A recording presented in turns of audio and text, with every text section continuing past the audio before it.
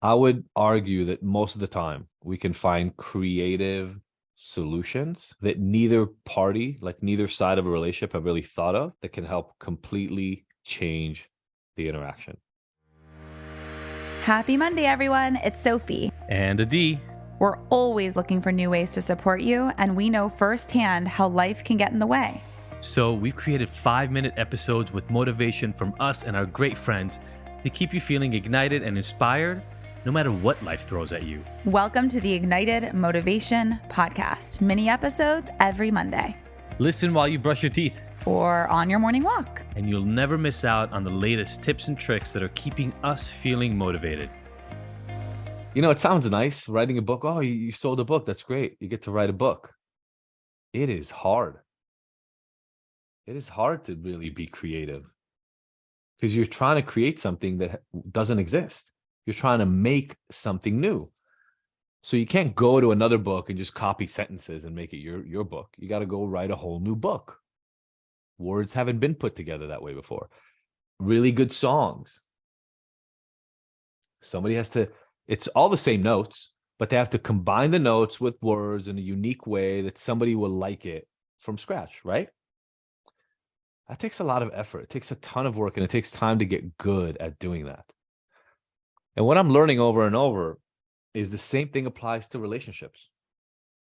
When things go wrong in your relationship, whether it's your family, your kids, your significant other, your intimate partner, you look for solutions the way you've worked things out in the past. You say, oh, when people fight at my house when I was growing up, this is how they fought. So we're in a fight, we'll fight the same way.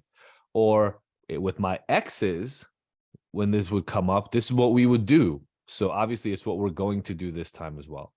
The problem is it creates a lot of rigidity in the way we show up to the world. Because if you think about it, you keep doing the same thing over and over, right? That's how you solve problems. I am nearly convinced. There are situations, I'm sure, where this is not true at all, by the way. But I'm nearly convinced that half the time, the reason we get into massive fights is because both people are on both sides are considering their solution to the problem as the obvious one that should just be followed because it just makes the most sense. And why would you do something else? And it's both people like yelling at each other to try to get each person to believe their version of a story. You see, I mean, this happens in families all the time because it's like dad may literally have done things the same way for 48 years. And trying to get dad to do something differently is almost comical at some point, right? Like, who was that I was talking to? Oh my God, I had a client here just 2 weeks ago.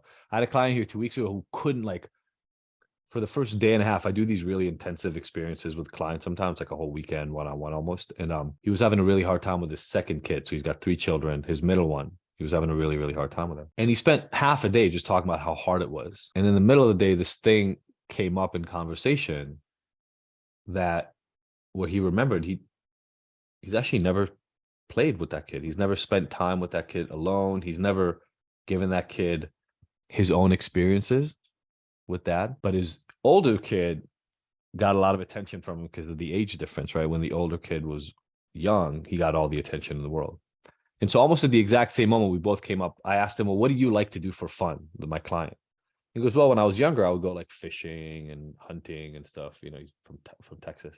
I go fishing and hunting with my dad. And almost in the exact same instant, we went, why don't you take your middle son fishing and hunting? It's something you love doing. You don't know if he's into it or not because you've never actually asked him to do it. But you just drew back on a time long ago because he did that 40 years ago with his dad, right? It's been a long time. But you just drew on an experience you had in the past, and you're going to try to apply it in a new way with somebody you've never applied it with before.